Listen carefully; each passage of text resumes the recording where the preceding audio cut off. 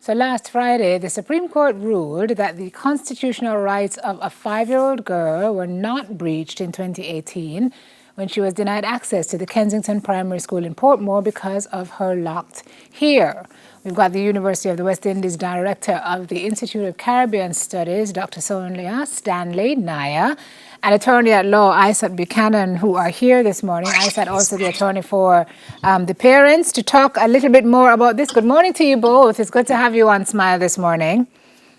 Morning. Yes, indeed. Good morning. I needn't ask if you are surprised at the kind of outrage that poured out over the weekend over this. It surprised neither of you, I'm sure. No surprise there. The irony, None. Doc, let me come to you first, of this happening and this ruling going out on Emancipation Weekend for you.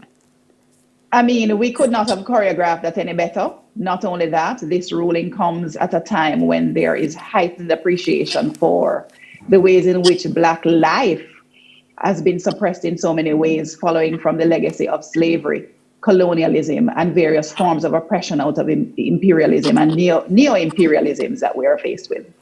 So, I mean, Emancipation Weekend for many of us, it was a bitter emancipation. For my own self, I was taken aback, and I was taken aback because in 2020 you're expecting that Jamaica would have moved so much further. Many persons are in fact contemplating that this should never have been a case in the first place. So even without any kind of legal knowledge, any kind of interest in the judgment, we're concerned about the fact that this was a case in the first place. Well, let me go over to you, Isat, because you are the attorney for the parents of this child. You're insisting that the child's constitutional rights to freedom of expression, right to religion, equity, equality before the law, and access to education, among others, were breached. For those who are not quite sure where we are in this process, so the Supreme Court has ruled, but people are saying, wait for the written judgment, wait for the written opinion. Kind of set us up as to where we are, Isat, in the whole scheme of things.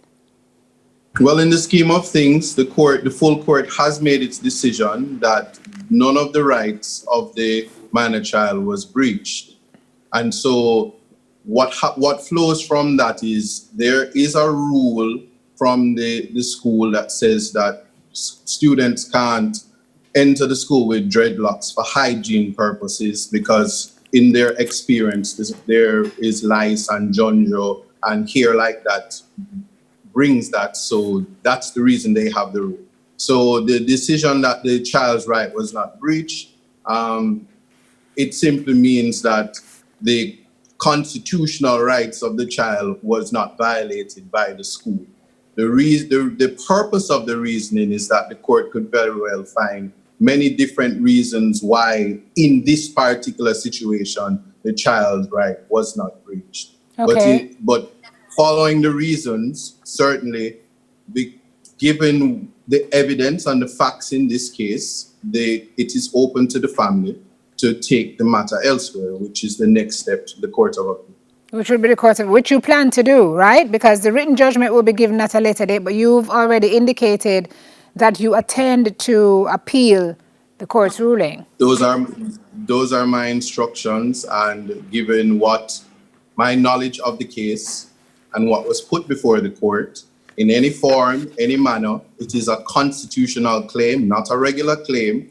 The court has wide powers to give effect to a breach if there's any. A simple question was put to the court: can a school deny you access to education because you have dreadlocks on your hair? That's a yes or no question. And so regardless of technicalities, it is our position that her right to access to education, if nothing else, was breached by the nature of the rule. What is the situation with her now? Is she going back to school in September? Is that what's supposed to happen?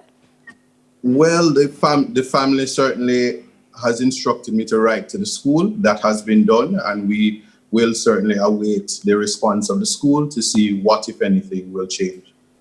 Doc, if anything, to me, what this shows is that there is need for a policy document. There is need for some kind of guideline document to be created that dictates to the schools how they need to behave when it comes to matters such as these. I won't even get into the part of the locks for hygiene purposes because I find that is so offensive to me, and I don't have locks, but it is an offensive position to take that locks equal Jonjo, locks equal lice. In this day and age, we ought to, I believe, know better.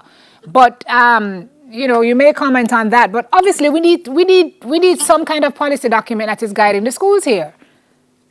So, Simone, your comment goes right to the heart of the ways in which we have institutional racism, we have structural challenges, and they go all the way back as far as you can tell. For in the ways in which we were talking about Rasta have lice in them here and all kinds of things. The whole perception of dirty Rasta. There are persons who will have Bob Marley streaming on their radios at home, but when it comes on to having a Rasta man in walking in to marry their daughter, it's a completely different conversation.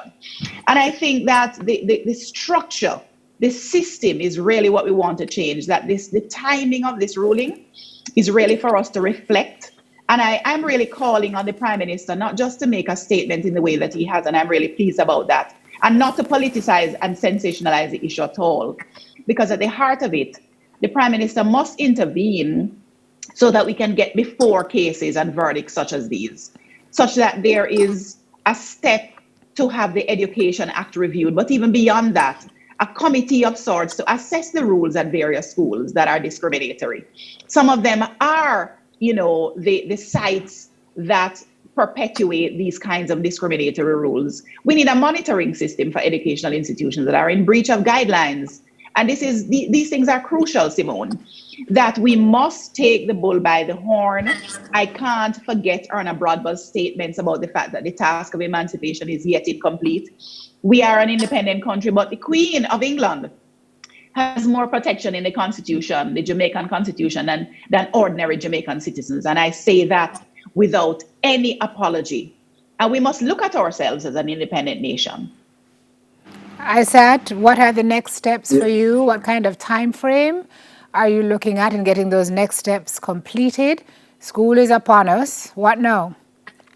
Well, it is the hope that the judgment certainly will be given to us before the beginning of the school term, so that the family can be in a position, if it is that the school says that it's maintaining that its position on the school rule. If that is the case, then certainly we would seek to get an injunction from the Court of Appeal. But my hope is that it will not have to go there. But certainly, in terms of the declarations that were sought, it's ironic because the very declaration that was sought, the Prime Minister is saying that is exactly what he's going to do. So the family is very happy, because the purpose of bringing the claim certainly was to give effect, to change the law and nothing more, because the idea that young people would be denied access to education because of a hairstyle is most unfortunate. Right. So this is really a charge for them, not just for their child, but to change a system that they think needs changing. So this is a matter of principle.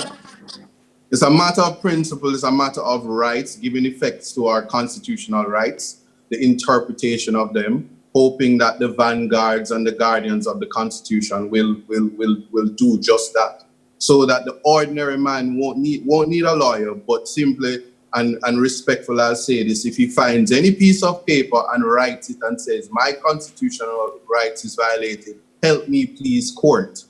As it was said by Justice Sykes in the NIT's judgment, the Charter of Rights is a new constitution that we have, and the rights it's no longer on the claimant to prove that his rights and the presumption of constitutionalities to laws and rules. Once the right is breached, you complain about the right, and it is on the violator and the breacher to say why it is justified. Yeah, we have to go. I want to ask you. That is where we're moving to. That is the change that we want. One more thing before we go, Isat. There are people who are looking on who say, why did they not just move the child? Why send her back to Kensington? Why would you want your child to go back there anyway? Does what you said answer that question for them? Is it that point of principle? I would like to answer that question. Kensington Primary is the most prestigious primary school in that region. The education that your child gets from Kensington is beyond none. Every child in St. Catherine every parent should want their child to be schooled by Kensington because the education is good and they have that right, respectfully. Okay. And so when you say why move, the question is why have rules that would eliminate you because of your African identity? Understood. I'm throwing it out there because I know there are people who are saying they should just move her and send her somewhere else so she don't have to deal with this. And especially as you've answered and said, this is a school that most parents should want their kids to go to. There may be other people who are saying, well, then she should play by the rules then. So, I mean, there's so many different iterations. No, I'm just but playing devil's advocate. But those are the rules we should not have, though. Right. We should Right, not but have rules governing a point of care and information. bodies. A point of information, if I can. The principal who at the time said it is no longer at the school. Yes, I heard. ZV is doing well at the school. She's very bright. Her form teacher loves her. The love and care and nurturing she's getting at modern day Kensington, Jamaica should be proud of that. So what has happened, what has been lost is that there has been a lapse of 2 years from the delay within the court and the court system that has caused what 2018 Kensington was is hopefully not the 2020 Kensington.